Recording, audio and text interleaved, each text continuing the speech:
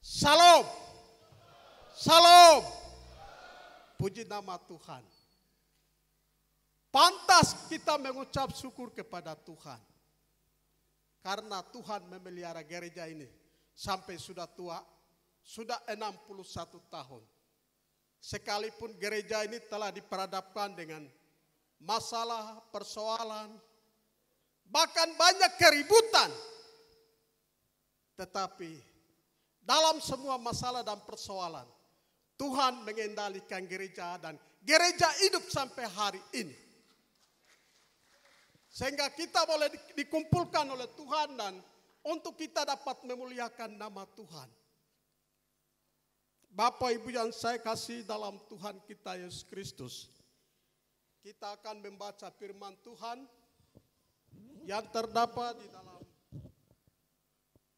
Yohanes pasal yang ke-6 ayat 20 dan Filipi pasal 1 ayat 27 sampai ayat yang ke-30. Yohanes pasal 16 ayat 20. 1, 2, 3, 1, 2, 3. Sesungguhnya kami akan menangis, sukacita. Kemudian Filipi pasal yang Filipi pasal 1 ayat 27 sampai 28, 30. Tulisan hitam, nasihat supaya tetap berjuang. Ayat 27. Hanya hendaklah hidupmu berpadanan dengan Injil Kristus, supaya apabila aku datang, aku melihat, dan apabila aku tidak datang, aku mendengar bahwa kamu teguh berdiri dalam satu roh dan berjuang untuk iman yang timbul dari berita Injil oleh lawanmu. Bagi mereka yang tetapi bagi kamu tanda keselamatan itu datangnya dari Allah. Baik, terima kasih. Tuhan memberkati. Kita memberikan tema sesuai dengan tema yang telah Badan Pengurus Klasis telah terima dari Badan Pengurus Sinode, bahwa tunjukkan kuasa dan kasih Yesus Kristus dalam ratapan sesama umat yang menderita. Bapak Ibu yang saya kasih dalam Tuhan kita Yesus Kristus, pada saat Yesus sebelum dia masuk ke penderitaan, Yesus memberikan nasihat dan motivasi kepada rasul-rasulnya bahwa kamu akan mengalami duka cita, tapi dunia akan gembira. Gembira karena apa? Gembira karena memperoleh keselamatan. Bapak Ibu yang saya kasih dalam Tuhan kita Yesus Kristus, sehingga di sini kita melihat Filipi pasal 1 ayat 20 sampai 30 ini, Rasul Paulus memberikan nasihat dan motivasi kepada umat Tuhan yang ada di Filipi. Dan memberikan beberapa petunjuk praktis kepada jemaat di Filipi. Ia mau supaya jemaat tetap teguh berdiri demi mencapai satu tujuan yang sama, yaitu berjuang sama-sama untuk memberitakan Injil. Jemaat harus mempertahankan iman mereka, karena jemaat ini tinggal di tengah-tengah orang-orang yang menentang Injil kebenaran. Ada sekelompok orang yang dapat menghalangi Injil kebenaran yang diberitakan. Sehingga mereka harus siap menderita. Sebab jemaat percaya kepada Kristus. Jemaat menyerahkan hidup kepada Kristus. Paulus juga tidak tahu secara persis bagaimana akhir dari perkaranya. Entah ia akan dihukum mati atau dibebaskan. Di dalam ayat 20-26. Di tengah situasi yang serba tidak menentu. Seperti ini, ia menasihat jemaat Filipi, menguatkan mereka, mendorong mereka, supaya mereka tetap berdiri di atas Injil yang benar. Injil yaitu Injil Yesus Kristus. Dan ia menasihati jemaat Filipi untuk hidup berpadanan dengan Injil Kristus. Nasihat yang diberikan di dalam situasi semacam ini, serangkaian sesuatu yang bingung. Maksud daripada Paulus supaya orang percaya hidup dalam kesatuan, tidak gentar oleh lawan dan siap untuk menderita oleh karena Injil. Bapak Ibu yang saya kasih dalam Tuhan kita Yesus Kristus. Di dalam teks tersebut ini, Paulus memberikan 3 prinsip nasihat. Prinsip nasihat yang pertama adalah ayat 27. Ayat 27 katakan,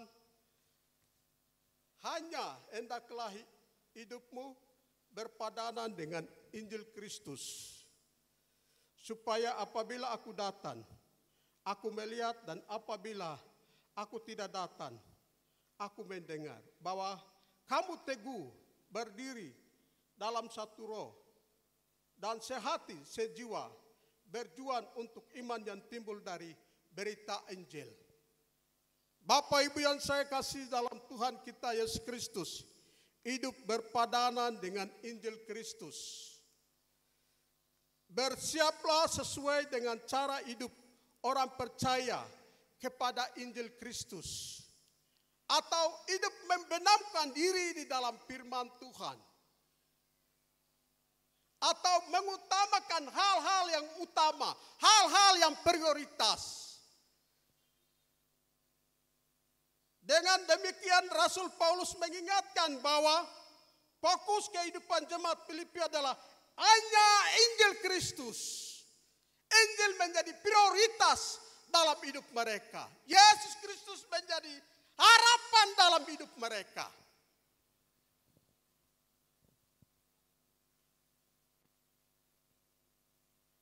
Supaya bukan mengikuti berdasarkan ajaran Judaisme atau filsafat Yunani, tetapi hanya berpusat pada Injil Kristus.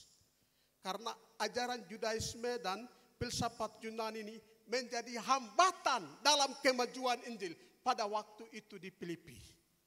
Sehingga waktu Rasul Paulus ada di penjara Roma, dia memberikan nasihat ini, motivasi ini kepada mereka.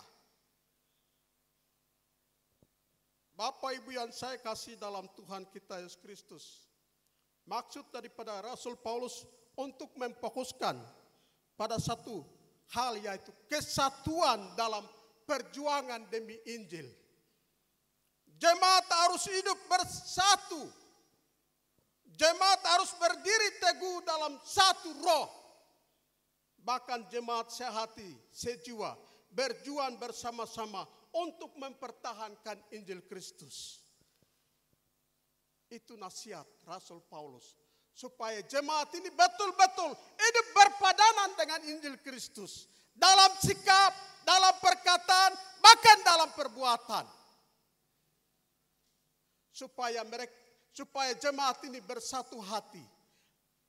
Mengusir ajaran-ajaran sesat yang masuk di jemaat Filipi, yaitu Judaisme dan filsafat Yunani. Bapak Ibu yang saya kasih dalam Tuhan kita Yesus Kristus. Di sini kita melihat kalau ada persatuan, maka bisa menyelesaikan sesuatu masalah. Jemaat ini bangun oleh karena jemaat ini persatuan. Sehingga Tuhan buat tanda satu kepada tanda heran yang lain. Di sini ada satu contoh. Ada satu ikatan sapu. Apakah hanya satu biji bisa sapu kotoran yang ada di lantai? Bisakah? Ya, tidak bisa. Harus satu ikat baru dia bisa menyapu. Ketika umat Tuhan ini bersatu di dalam Kristus dan umat Tuhan ini berpusatkan Yesus Kristus sebagai Tuhan dan Juru Selamat, maka sesuatu yang datang mengadan pertumbuhan iman jemaat ini akan hilang. Akan bisa dengan sendirinya tersingkir. Bapak Ibu yang saya kasih dalam Tuhan kita Yesus Kristus, iman itu timbul dari pendengaran berita Injil. Dari ayat 27 bagian C, iman itu timbul dari pendengaran Injil. Iman itu bertumbuh ketika kita mendengarkan firman Tuhan. Iman itu bertumbuh ketika kita merenungkan firman Tuhan itu siang dan malam. Sehingga tubuh rohani kita makin hari makin bertumbuh. Menjadi dewasa di dalam Tuhan. Sehingga Rasul Paulus mau supaya umat Tuhan di Filipi ini, iman mereka harus bertumbuh. Menjadi dewasa di dalam Tuhan. Roma pasal 10 ayat 17 katakan begini. Jadilah iman timbul dari pendengaran dan pendengaran oleh firman Allah. Ketika kita mendengar, maka iman kita akan bertumbuh.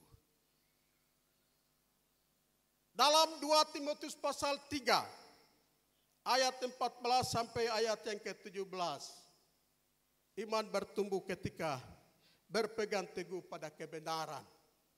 Dan mengenal kitab suci, yaitu firman Tuhan. Itu nasihat Rasul Paulus kepada Timotius. Dan berkata kepada Timotius bahwa kau harus berpegang teguh kepada kebenaran. Dan dari sejak kecil engkau telah mengenal kitab suci. Yang memberikan hikmat menuntun engkau kepada keselamatan. Di dalam Yesus Kristus.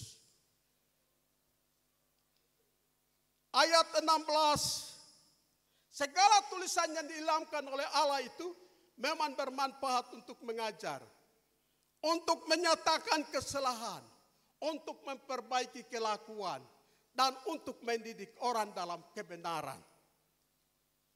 Bapak Ibu yang saya kasih dalam Tuhan kita Yesus Kristus, ketika iman kita ini bertumbuh, maka ketika kita berhadapan dengan masalah, ada penganiayaan, ada apa? Ada tantangan.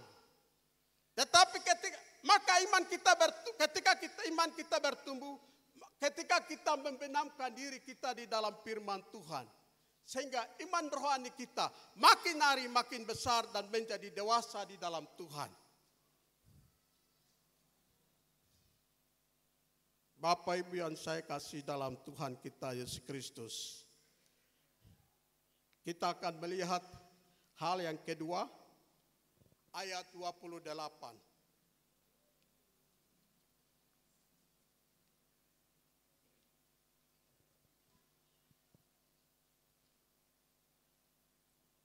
Ayat 28 mengatakan bahwa dengan tiada digentarkan sedikit pun oleh lawanmu.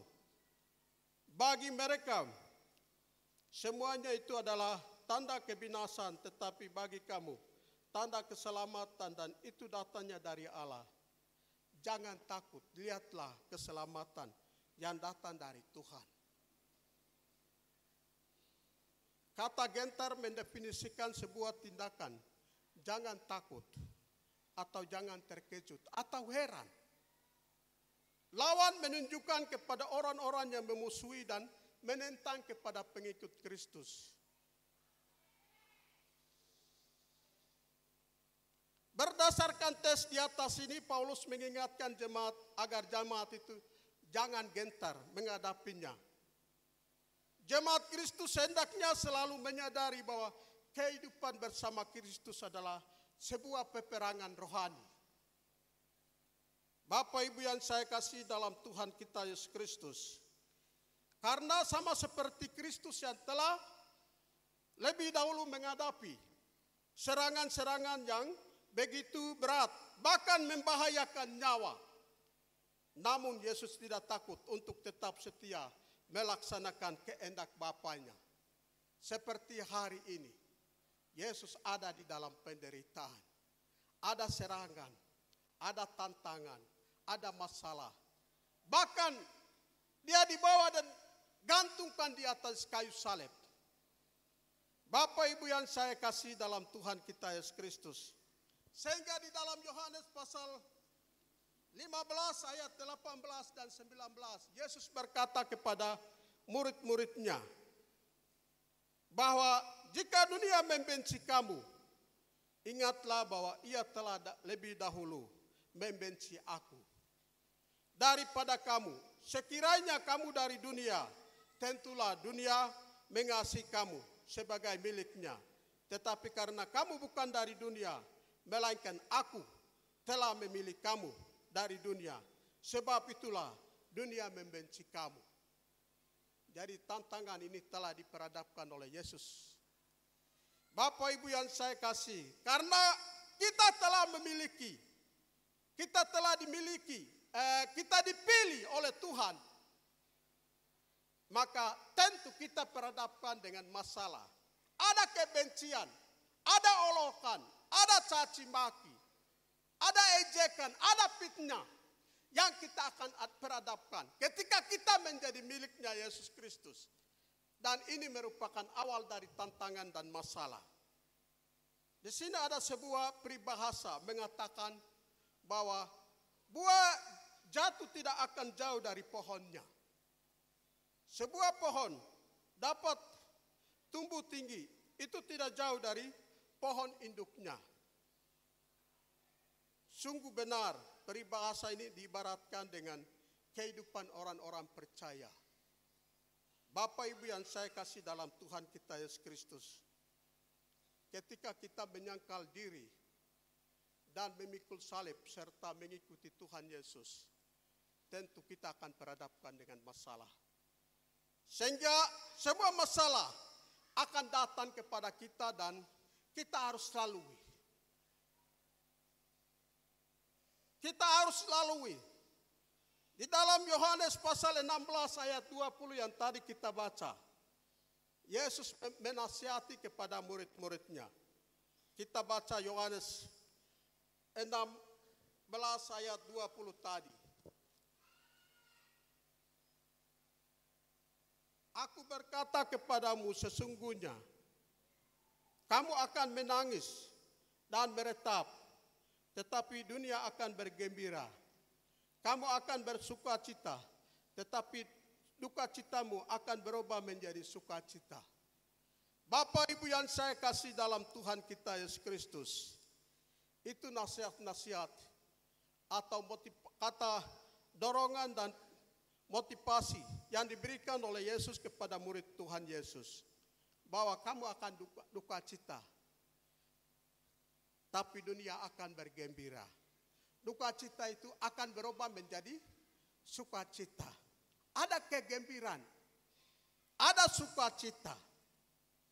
Bapak Ibu yang saya kasih dalam Tuhan kita Yesus Kristus, kita ambil satu contoh dari Keluaran pasal 14 ayat 13 dan 14. Di sana katakan begini.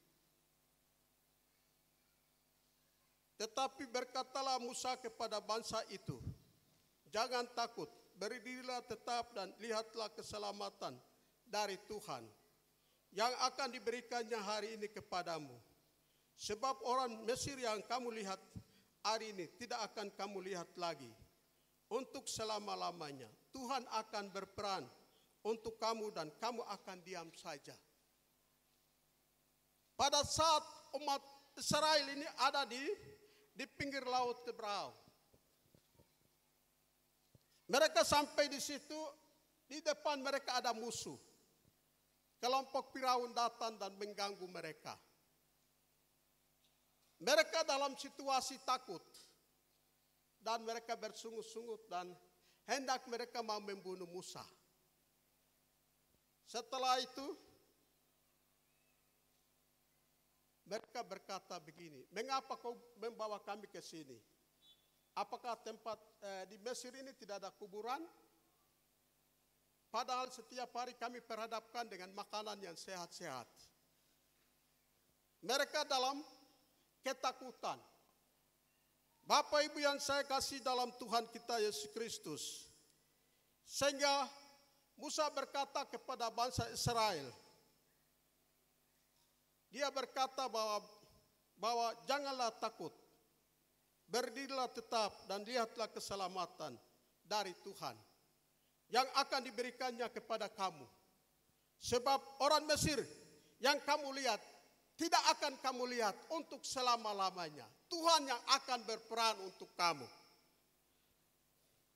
Bapak Ibu yang saya kasih dalam Tuhan kita Yesus Kristus. Musuh yang datang ini untuk menggodai iman dan percaya kita. Tetapi mata kita tertuju kepada Tuhan, maka Tuhan akan menyelamatkan kita dari musuh.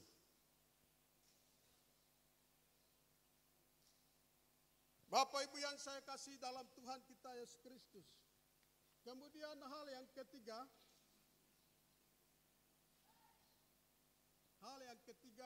dari ayat 29 sampai ayat yang ke-30. Ayat 29 berkata, sebab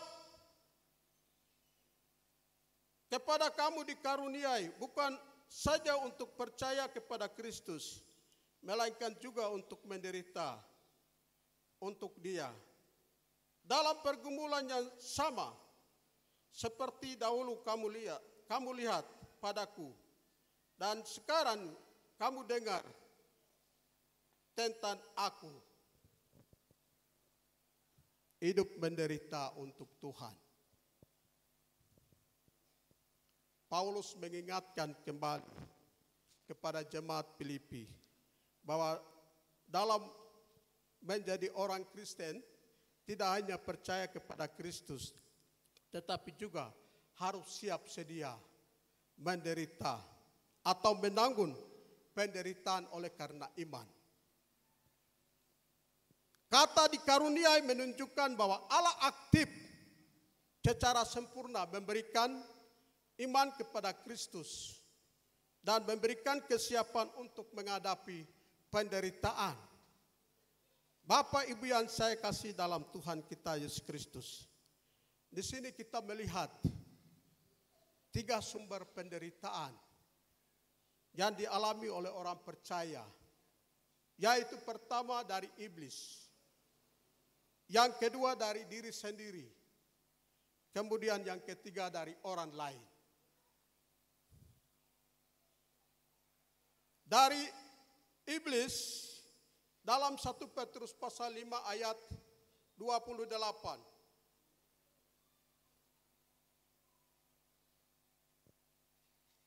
Mari kita baca ayat 1 Petrus pasal 5 ayat 8. Saya minta satu orang tolong bacakan untuk kita.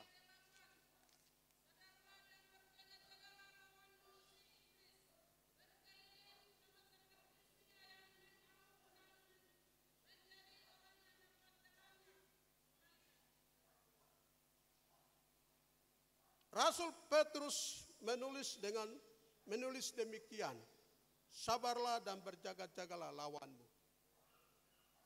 Dan iblis merupakan musuh utama bagi orang-orang percaya.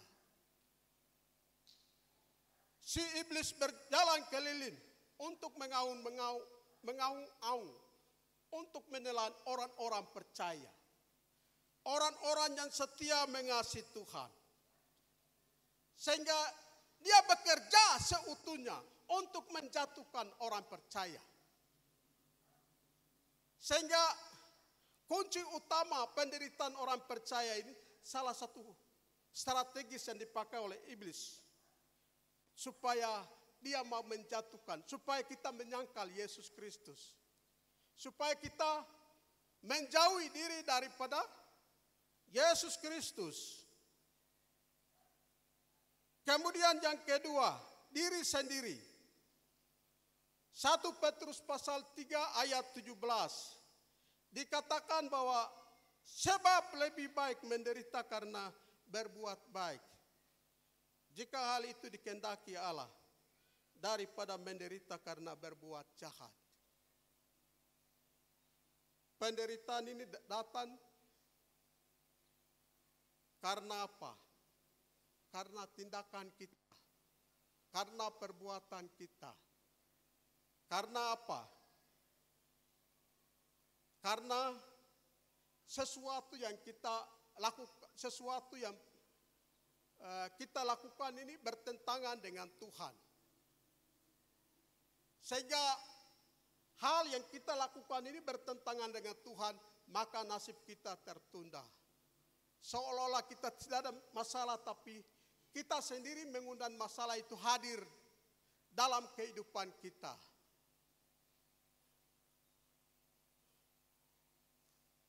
Kemudian yang ketiga adalah orang lain. Bapak Ibu yang saya kasih dalam Tuhan kita Yesus Kristus. Orang lain yang dimaksud adalah penindasan, penganiayaan yang menyebabkan orang percaya menderita. Bukan hanya bersumber dari iblis, diri sendiri, tetapi juga dari orang lain. Orang lain ini menjadi hambatan dalam hidup kita. Salah satunya adalah saudara-saudara kita. Seperti Duga, seperti Intan Jaya, seperti Puncak. Mereka ada di dalam situasi trauma, masalah. Mereka ada di dalam apa? Ketakutan. Karena orang lain yang buat mereka meninggalkan tempat tinggal mereka. Iman mereka terganggu. Harapan mereka terganggu. Bahkan tempat ibadah mereka terganggu. Sehingga mereka geser. Sehingga orang lain menjadi hambatan dalam pertumbuhan iman mereka. Tidak seperti kita yang sedang ada di sini. Bapak Ibu yang saya kasih dalam Tuhan kita Yesus Kristus. Sehingga tiga penderitaan ini selalu ada bersama dengan kita dalam seluruh kehidupan orang percaya. Bapak Ibu yang saya kasih dalam Tuhan kita Yesus Kristus. Tujuan penderitaan ialah untuk memurnikan iman. Untuk kemuliaan bagi Allah. Supaya kita tidak melakukan dosa. Dalam 1 Petrus pasal 1 ayat 7 katakan begini. Maksudnya semuanya itu ialah untuk membuktikan kemurnian iman. Yang jauh lebih penting nilainya daripada emas yang panah, yang diuji, yang dikaruniakan dengan api. Sehingga kamu memperoleh puji-pujian dan kemuliaan dan kehormatan pada hari Yesus Kristus menyatakan dirinya. Bapak Ibu yang saya kasih dalam Tuhan kita Yesus Kristus.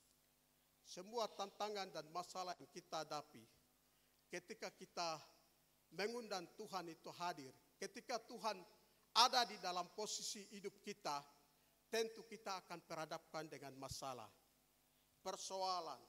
Tapi semua tantangan dan masalah yang datang ini merupakan suatu pengalaman yang baik untuk mengantar kita kepada kedewasaan di dalam Yesus Kristus.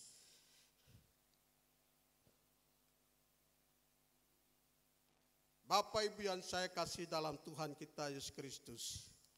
Di sini ada satu contoh. Saya kutip dari khotbah Pastor John Bunai. Dia mengambil contoh begini.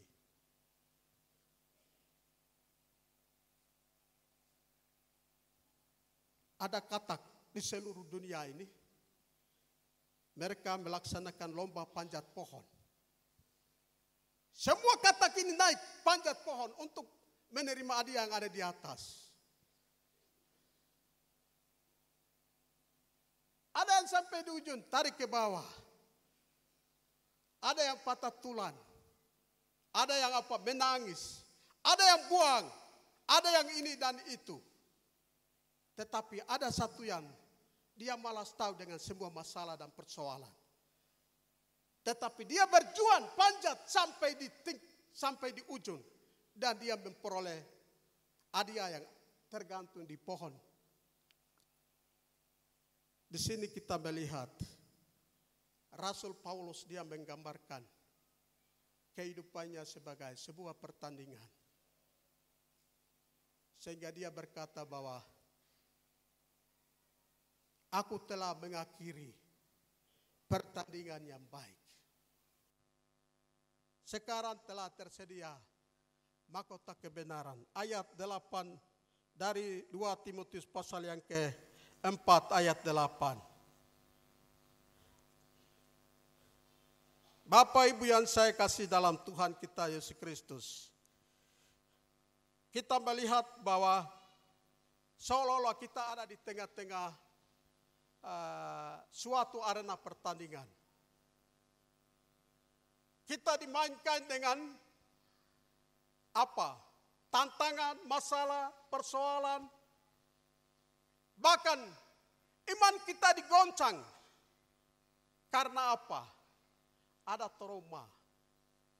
Setelah kita dengar sesuatu berita, mungkin duka cita. Ketika iman kita ini bertumbuh, tentu kita berhadapkan dengan masalah. Tetapi nasihat Rasul Paulus, 2 Timotius pasal 4 ayat 6 dan 7. Usai dari akhir hidup daripada Rasul Paulus, dia berkata bahwa mengenai diriku, darahku sudah mulai dicurahkan sebagai persembahan. Saat kematianku sudah dekat, aku telah mengakhiri pertandingan yang baik. Aku telah mencapai garis akhir dan aku telah memelihara iman. Dalam liku-liku perjalanan hidup Rasul Paulus ini, dia diperhadapkan dengan apa? Ombak.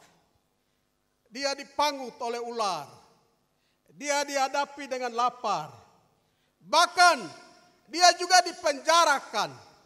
Bahkan dia mengalami sakit. Tetapi dia hanya mengambil kesimpulan bahwa semua aku telah mengakhiri suatu pertandingan yang baik. Dalam tantangan dan masalah yang dihadapi, dia berpegang teguh imannya kepada Yesus Kristus, kepada kebenaran firman Tuhan yang sedang dia memberitakan Injil. Ayat 8 katakan 2 Timotius pasal 4 ayat 8.